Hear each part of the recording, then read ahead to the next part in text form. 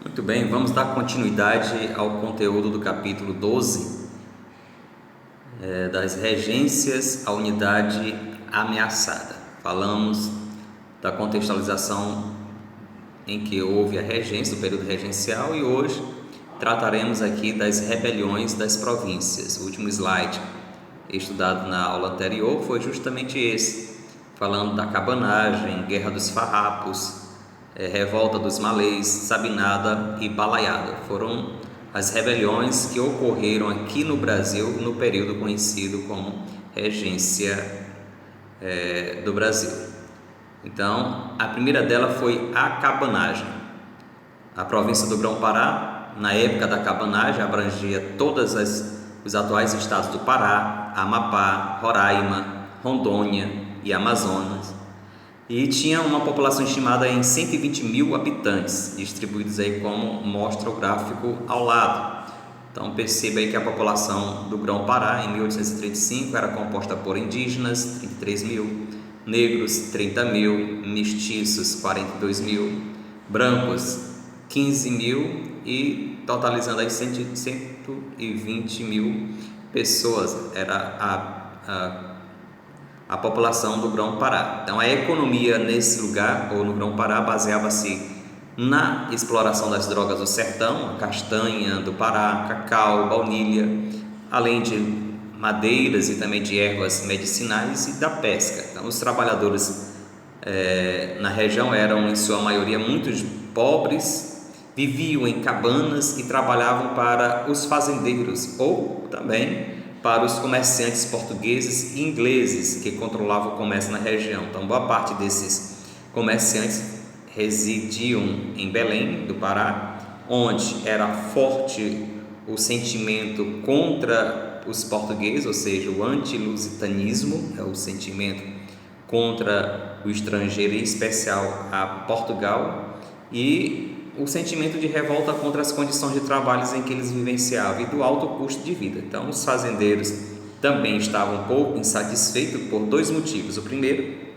é que o presidente da província, nomeado pelo governador-geral central, era quase sempre favorável aos portugueses e não aos brasileiros, e além disso, não se importava com os problemas da população. Já falei para vocês em outro momento que as províncias eram o equivalente a hoje aos estados. Na época do Império e do Reinado e também da regência, era justamente as províncias. Nós temos aqui duas imagens que nos tempos da cabanagem para cá, a área que correspondia ao Grão-Pará vai mudar muito, como se pode ver nessa fotografia à esquerda, que capta aí uma vista noturna do bairro Nossa Senhora das Graças em Manaus, e em junho de 2015. Mas ao longo do Rio Negro continua existindo algumas palafitas, como essa imagem ao lado que nós temos aqui, construções semelhantes àquelas que eram dos cabanos que viviam na época da Revolução da Cabanagem. Ainda sobre a cabanagem, podemos perceber o seguinte, que reagindo a essa situação de insatisfação, em 1835, homens ricos e influentes, também aliados aos cabanos, vão invadir o palácio do governo em Belém e assim entregaram a chefia do primeiro governo cabano ao fazendeiro chamado Félix Melk, e iniciou aí a cabanagem. Então o fazendeiro Félix, ele traiu o movimento, prometendo a infidelidade ao futuro imperador. Então, diante dessa situação, vai ser levantado outro líder da revolta, o Francisco Vinagre, que venceu o Félix pelas forças e também assumiu o segundo reinado no período da cabanagem. Então, o Vinagre, no entanto, acabou fazendo a mesma coisa que Félix e entregou o governo da província à autoridade enviada pelo governo regencial, o governo central, sediado no Rio de Janeiro.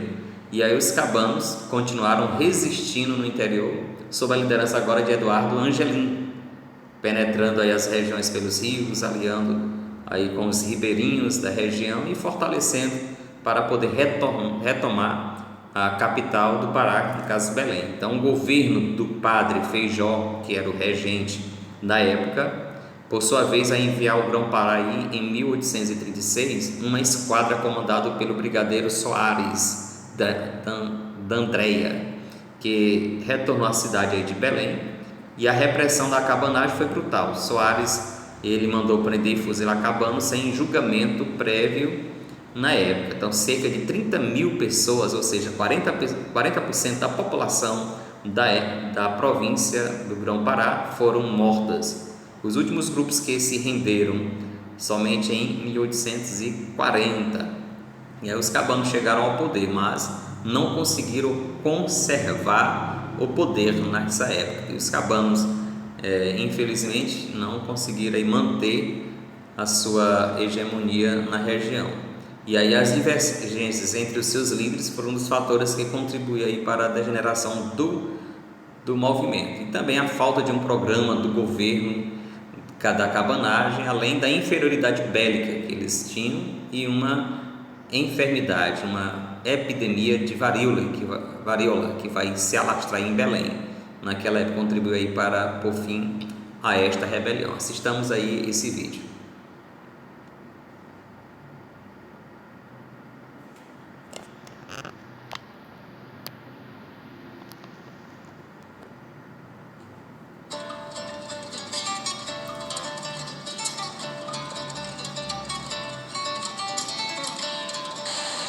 Sabe o que foi a cabanagem? Cara, eu estudei muito essa matéria, mas eu não sei, não sei nada, cara, agora. Pegou desprevenido. Não faço a menor ideia. Não lembro o que foi a cabanagem. Não lembro mais.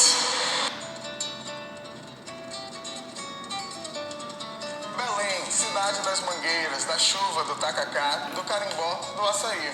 Cidade de muitas riquezas naturais. Dentre elas, a que mais se destaca é a raça de um povo que já sofreu bastante.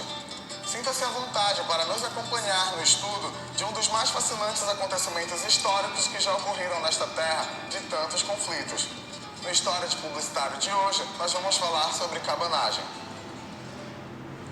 O mundo passava por uma revolução. As pessoas eram constantemente bombardeadas pelos ideais iluministas, como igualdade, fraternidade e liberdade. Aqui no Brasil, tudo tem início com a mudança da corte portuguesa para o Rio de Janeiro. Agora não éramos apenas uma colônia e a realidade do povo começava a mudar. Surgiram bancos, bibliotecas, faculdades, tudo é claro, muito direcionado à elite. Mas a partir deste momento, o Brasil começa a tomar as rédeas em direção a uma possível independência. Os Estados Unidos proclamam a independência, encorajando ainda mais o povo brasileiro a lutar pela liberdade. Passamos então pela Conjuração Baiana, pela Inconfidência Mineira, até que em 1822 o Brasil torna-se um Estado independente. No Grão-Pará, a ideia de independência não foi aceita de imediato. A elite paraense ainda era muito ligada aos valores europeus, principalmente a Portugal. O povo do Pará, menos privilegiado, sofria com a exclusão. Um país que presenciou revoltas de grandes proporções, como a Balaiada, a Guerra dos Farrapos, a Guerra dos Canudos, clamava por justiça. Aqui no Pará não seria diferente. Durante o período que Dom Pedro I renunciou até Dom Pedro II assumir, uma onda revolucionária se estendeu do Nordeste paraense até a cabeceira do rio Solimões, no Amazonas. A população estava insatisfeita com a dominação portuguesa na região. Em 15 de agosto de 1823, com a adesão do Pará, a resistência aumenta. No dia 15 de outubro do mesmo ano, uma parte nobre se junta a uma frente militar para iniciarem uma revolta. Desta forma, casas de portugueses foram invadidas e estabelecimentos saqueados. O governo reprimiu a revolta e prendeu 256 revoltosos, que foram jogados como lixo no porão do navio Brig Diligente. A sede, o calor, a falta de ar faziam os prisioneiros gritarem desesperadamente, o que ecoava pelas ruas nas proximidades da embarcação. Para silenciar de vez a revolta, o governo ordenou o despejo de cal virgem nos prisioneiros. Apenas 3 horas foram necessárias para que todos morressem. Este episódio ficou mundialmente conhecido como o Massacre do Brig Palhaço. Fica a cabanagem, a glória de ter sido a primeira insurreição popular que passou de uma simples agitação a uma tomada efetiva de poder. O episódio do Brig Palhaço não conseguiu implantar normalidade. Ao contrário, os ânimos ficaram ainda mais exaltados. Sob a liderança de Batista Campos, os cabanos depuseram uma série de governantes nomeados pelo Rio de Janeiro. Em dezembro de 1883, o governo da regência trina permanente conseguiu retomar o controle da situação e Lobo de Souza assumiu o governo. Os cabanos, em menos de um dia, atacaram e conquistaram a cidade de Belém, assassinando o presidente. Em 6 de janeiro de 1835, liderados por Antônio Vinagre, os rebeldes tomaram o palácio do governo, nomeando Félix Malcher presidente. O governo cabano não durou muito tempo devido à traição de Malcher, que foi assassinado e teve seu corpo arrastado pelas ruas de Belém. Agora, a presidência era de Francisco Vinagre. Se não fosse a intervenção de Antônio, teria entregue o governo ao poder imperial. Após se reorganizarem, os cabanos atacaram Belém em 23 de agosto de 1835. Após 9 dias de batalha, mesmo com a morte de Antônio Vinagre, os cabanos retomaram a capital e Eduardo Angelim assumiu a presidência. Durante 10 meses, a elite se viu atemorizada pelo controle cabano sobre a província do Grão-Pará, mas a falta de um projeto concreto para consolidar o governo rebelde provocou seu enfraquecimento. Diante da vitória das forças de Angelim, o Império reagiu e nomeou, em maio de 1836, o brigadeiro Francisco José de Souza Soares de Andréa como novo presidente do Grão-Pará, autorizando a guerra total contra os cabanos. E foi assim que 7 navios da guerra se aproximaram de Belém, prontos para atacar uma cidade tomada pela desordem, fome e varíola. No dia 13, o brigadeiro de Andréa estacionou sua esquadra em frente a Belém e bombardeou impiedosamente a cidade. Os cabanos insurgentes escapavam pelos igarapés em pequenas canoas, enquanto Eduardo Angelim e alguns líderes negociavam sua fuga. O brigadeiro de Andréa, entretanto, julgando que Angelim, mesmo foragido, seria uma ameaça, determinou que seus homens o encontrassem. Em outubro, Angelim foi capturado e mantido prisioneiro na Fortaleza da Barra até seguir para o Rio de Janeiro. A cabanagem, porém, não acabou com a prisão de Eduardo Angelim. Os cabanos lutaram até 1840 dentro da floresta, até serem literalmente exterminados. Nações indígenas inteiras foram chacinadas.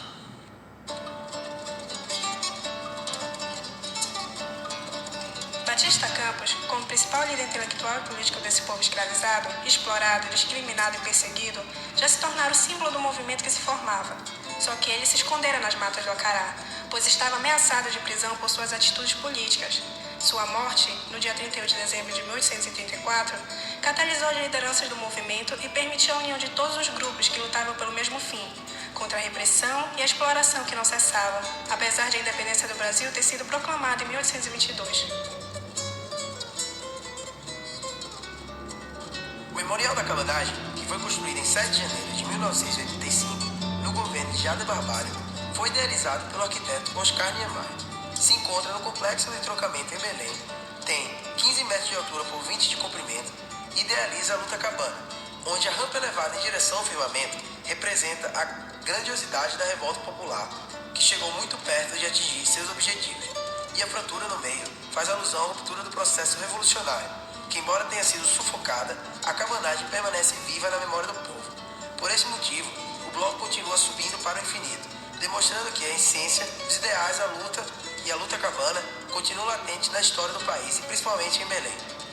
O movimento revolucionário da cabanagem encerrou-se ali com a prisão de Eduardo Angelim, de seus companheiros e seus familiares. Ainda que o movimento cabano não tenha sido efetivo, por ser um dos movimentos sociais liderados pela classe pobre de maior repercussão no território e mesmo que por curto prazo tenha assumido o poder. É motivo de orgulho e mérito do povo paraense.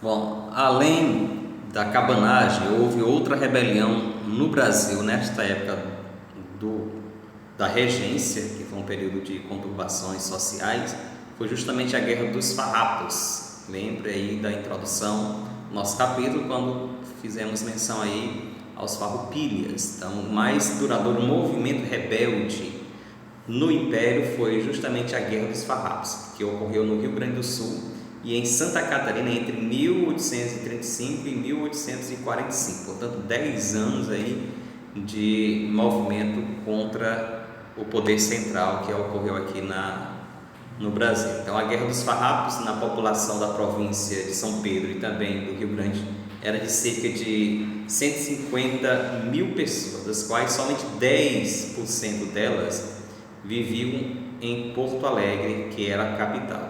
E no interior assim do Rio Grande do Sul, a base da economia era a criação de gados e a produção do charque, que é a carne salgada que era produzida na época para assim abastecer o mercado interno no Brasil.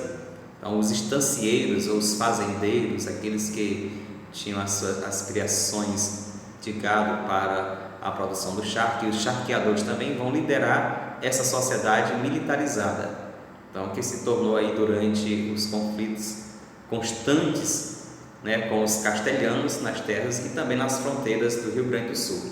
E aí o charque, o gado, bem como outros produtos gaúchos, como o couro, o sebo, a graxa, eram vendidos a outras províncias brasileiras no Centro-Sul e também no Nordeste, ou seja, a produção gaúcha destinava-se sobretudo ao mercado interno. Aqui vai surgir a figura do tropeiro, que vai fazer esse transporte dessas mercadorias do Sul até as demais regiões e províncias do Brasil. Então, ocorre que o governo brasileiro cobrava altas taxas do charque rio-grandense e baixas taxas do charque platino, que era importado. Então, além disso, vai sobretaxar o sal que os rio-grandenses eles importavam para fazer o seu charque. Então, trazia um alto custo na produtividade do charque e também diminuía cada vez mais a lucratividade desse produto para os charqueiros. Então, levando-se eles aí a se sentirem duplamente prejudicados. E os rio-grandenses, por exemplo, reclamavam também que os presidentes da província nomeados pelo governo central, pelo governo regencial, era quase sempre estranho, alheios aos interesses dessa população do Rio Grande do Sul. Então, servia apenas para fornecer os cavalos e homens de tropas no governo, que eram tidos com bastante conflitos nessa época. Então, em 20 de setembro de 1835, os farroupilhas, liderados aí pelo estancieiro Bento Gonçalves, vai romper com o presidente da província e invade Porto Alegre, dando início aí à Guerra dos Farrapos. Além disso, em 1836, após importantes vitórias sobre as tropas legalistas, ou seja, as tropas que estavam do lado do governo central, os farroupilhas proclamaram a República Rio-Grandense. Em outubro daquele mesmo ano, vários chefes da farroupilha foram presos, entre eles Bento Gonçalves, que foi levado para a Bahia. Então, mesmo preso, ele foi eleito presidente dessa república, cuja capital era a cidade de Piratini. Então, no ano seguinte, com o auxílio da maçonaria, Bento Gonçalves fugiu da cadeia e reassumiu o comando das forças farroupilhas, que na época já contava aí com o apoio do revolucionário do italiano Giuseppe Garibaldi, que lutou lá na Itália também em um processo de rebelião, e ele vem para o Brasil e dá apoio aos farroupilhas. Assim, os farroupilhas eles invadem Santa Catarina e em 24 de julho de 1839, em Laguna, Garibaldi Davi vai fundar a República Juliana. Então, pesquisas recentes vão indicar que a população de Laguna, em Santa Catarina, colaborou com os rebeldes, fornecendo-lhes aí suporte e também participação efetiva na luta. Na Guerra dos Farrapos, em 1842, o Império ao sul, milhares de soldados sob o comando de Luiz Alves de Lima e Silva, o Barão de Caxias ou o Duque de Caxias, para pressionar os chefes daquele movimento que reunia sob a sua mesma bandeira, desde fazendeiro até peões e escravizados, os farroupilhas eles não se renderam. Então, para pôr fim à guerra, o Duque de Caxias, ele que representava o braço armado do Império, propôs uma chamada paz honrosa. Por meio desse acordo de paz, dizia o seguinte: em 1845, os rio-grandenses ganharam o direito de escolher seus presidentes da província, os comandantes farroupilhas poderiam passar ao exército brasileiro com os mesmos postos que ocupavam as tropas rebeldes. Terceiro, o charque platino pagaria agora 25% a mais de imposto para encarecer aqui e assim valorizar o charque brasileiro e assim o rio-grandense ganhar nesse mercado interno. E o governo imperial reconhecia a liberdade dos escravos que lutavam aí nas forças farroupilhas como soldados. Então esse foi o acordo de paz que o Duque de Caxias fez com os farroupilhas. A revolta dos malês. Vimos aí já a cabanagem, Guerra dos Farrapos, agora a revolta dos malês, que acontece em Salvador em 1835, que na época possuía cerca de 65 mil habitantes, e essas pessoas tinham entre si o que era comum, eram as diferenças profundas da maneira de trabalhar. Então, tirar folga e orar. Então, a origem e a condição social e também a cor da pele eram outras diferenças importantes para compreendermos por que a Bahia, no século XIX, uma maioria de negros e mestiços eram oprimidas por uma minoria de brancos. Então, os escravizados ou libertos, os africanos, eram as maiores vítimas dessa opressão.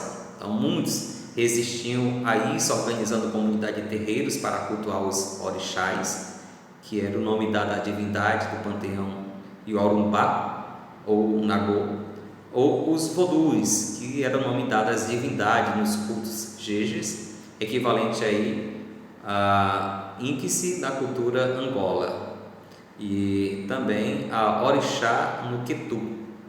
Então nós temos aí essas manifestações religiosas que também era uma forma de resistência dos libertos nessa época da revolta dos malês. E também tinham os espíritos ancestrais que eram cultuados por ele. Então outros aderiram ao catolicismo e praticaram a sua maneira, fazendo aí um sincretismo religioso. E outros ainda optaram por chamar isso de culto malê, que vinha se tornando popular na capital baiana. Então esse sincretismo. Então esse culto malê era uma combinação de elementos das religiões africanas e dos princípios muçulmanos contidos no Corão, que é o livro sagrado dos muçulmanos. Lembra vocês que os africanos, quando vieram ao Brasil, eles vieram com as suas habilidades religiosas, com os seus cultos aos ancestrais, e também eles praticavam aí o islamismo. Então vieram para cá africanos islamizados que trouxeram os princípios do Corão, que com a mistura com as religiões africanas foi chamado aí de malê. Então temos aí os malês, não comiam carne de porco, jejuavam às sextas-feiras e uma vez por ano faziam uma dieta especial à base de inhame, de língua de vaca, arroz, leite e mel. Então o tempo de duração desse sacrifício é conhecido como Ramadã, que é o mês do jejum dos muçulmanos. Então todos os muçulmanos praticam anualmente esse jejum no mês de Ramadã. Então os negros escravizados ou livres eram explorados no trabalho, desprezados por sua cor e também perseguidos por causa das suas religiões. Todos entraram no Brasil como cativos e tinham motivos de sobra para deixar de lado diferenças de origem e também religião e lutar assim contra os seus opressores. A data escolhida então para essa revolta foi 25 de janeiro de 1835, era um domingo, um dia que homenageavam Nossa Senhora da Guia. A luta pela Bahia durou a noite inteira, agitando aí espadas, facas e lanças. Os negros vão enfrentar os soldados armados com garruchas que fugiam do corpo a corpo, e aí atirando neles dentro do próprio quartel. Nessa revolta dos malês, cerca de 50 africanos morreram durante os combates e muitos outros ficaram aí feridos, vindo a falecer posteriormente.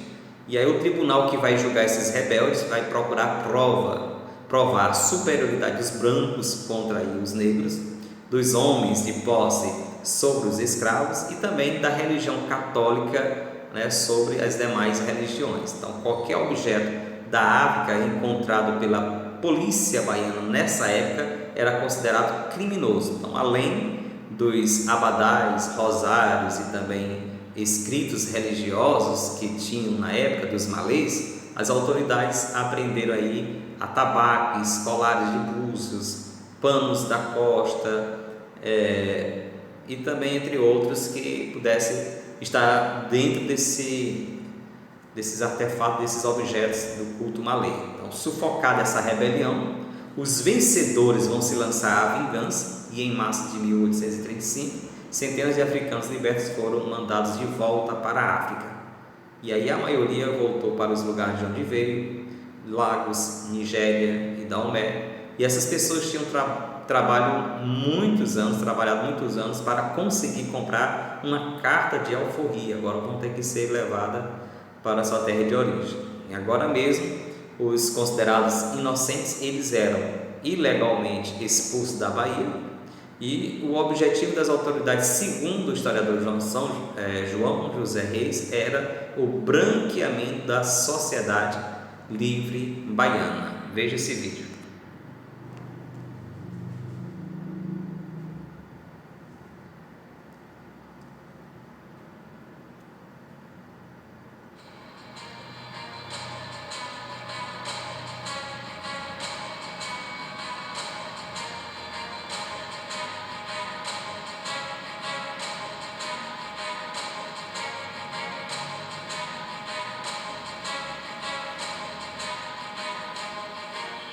Estima-se que a cidade de Salvador possuía em 1835 65.500 habitantes.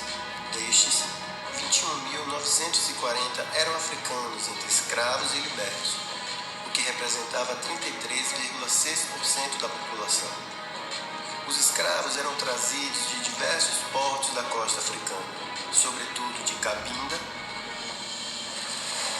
Luanda e Benguela. A grande maioria foi embarcada nos portos do Golfo do Benin, falavam a língua Yorubá e eram adeptos das religiões de matrizes africanas, embora alguns deles professassem o islamismo. Os escravos que aqui chegavam eram utilizados como mão de obra em diversos tipos de atividade, tanto empregados na lavoura da cana, fumo, mandioca e criação de gado, como nas atividades domésticas e em ofícios vários. Em virtude do trabalho que desempenhavam, os escravos urbanos tinham uma maior mobilidade e independência do que os cativos do campo, o que facilitava a organização de reuniões, conspiratas e levantes, a exemplo do ocorrido na madrugada de 25 de janeiro de 1835, intitulada como Revolta dos Malês, uma das mais importantes rebeliões escravas ocorridas durante as primeiras décadas do século XIX no Brasil. O levante foi organizado por africanos muçulmanos, denominados de malês, no momento de expansão do islamismo entre os africanos que viviam na Bahia. Os revoltosos eram em sua maioria nagô, mas contaram com a participação de escravos e libertos de diferentes etnias e religiões. Nesse sentido, os laços de amizade, solidariedade e identidade étnica que os uniam foram significativos para a mobilização de um contingente de 600 homens, que levantaram em armas contra o governo constituído, muitos deles africanos não muçulmanos, que nutriam sonhos de liberdade. O movimento foi marcado para acontecer no final do Ramadã, nono mês do calendário islâmico, dedicado ao jejum e à reflexão espiritual. Para os católicos, era o dia de festejar Nossa Senhora da Guia, padroeira dos navegantes, com grande festa em bairro distante do centro da cidade de Salvador, que já recebia uma ampla quantidade de devotos na noite do dia 24. Enquanto o corpo policial e os senhores se deslocavam para participar dos festejos, os escravos se preparavam para o levante, que estava planejado para ocorrer no amanhecer do dia 25, mas foram denunciados por duas libertas nagôs e logo surpreendidos por uma patrulha da cidade em um sobrado de 2 andares na ladeira da praça, onde se encontravam reunidos. Neste local, houve o primeiro combate entre os rebeldes e as forças de segurança da cidade, o que fez os rebeldes dividirem-se em grupos e seguirem por várias vias da cidade.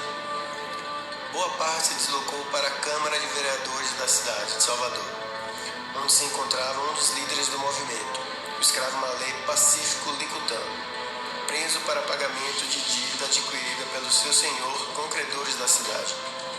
Houve confronto dos rebeldes com os carcereiros da prisão e com os seguranças do palácio do governo, o que impediu o resgate de Licutã e deu novo destino aos insurgentes que se dirigiram aos gritos para o bairro da Vitória, na tentativa de despertar outros escravos para o movimento e encontrar um grupo numeroso de malês que residiam ali na casa de seus senhores. No trajeto, pararam no convento das Mercês para se reagruparem, mas logo foram atacados por guardas de uma ronda policial. Sem baixas nesse confronto, os revoltosos seguiram e reuniram-se com outros que vinham da Vitória. Do Campo Grande, foram em direção à freguesia das Mercês, enfrentando os soldados do Forte de São Pedro, que fizeram vários disparos contra eles. Das Mercês, retornaram ao centro da cidade, atacando um posto militar em São Bento. Posteriormente, atacaram um posto militar na rua Joana Angélica e seguiram para o Terreiro de Jesus, onde entraram em confronto com policiais.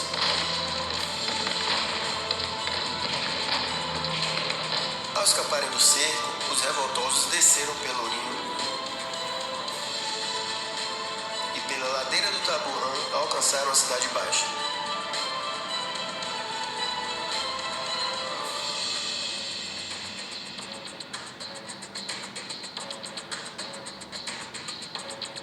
Os rebeldes tentaram fugir em direção ao Cabrito, local em que encontrariam escravos de engenhos vizinhos a Salvador, mas tiveram um embate decisivo contra as forças do governo imperial em frente ao quartel da cavalaria em Água de Meninos, onde os revoltosos foram sobrepujados.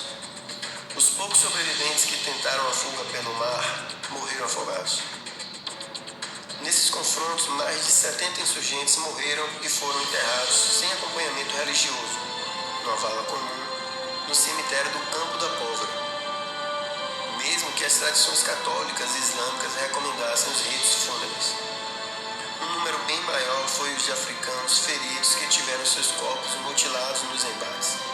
Os insurgentes sobreviventes foram julgados e condenados a diferentes penas que variaram de prisão simples à pena de morte. Apesar das poucas horas em que transcorreu o levante, o evento teve efeitos duradouros. Meses após o movimento, o clima de medo que se espalhou pela cidade de Salvador permanecia, o que levou a frequentes prisões, espancamentos, assassinatos e deportação de africanos que não tiveram participação com a revolta. Por outro lado, a violência e a arbitrariedade empregadas levaram milhares de africanos libertos a deixarem a Bahia para retornar à África, buscando escapar das leis que restringiam ainda mais os seus direitos.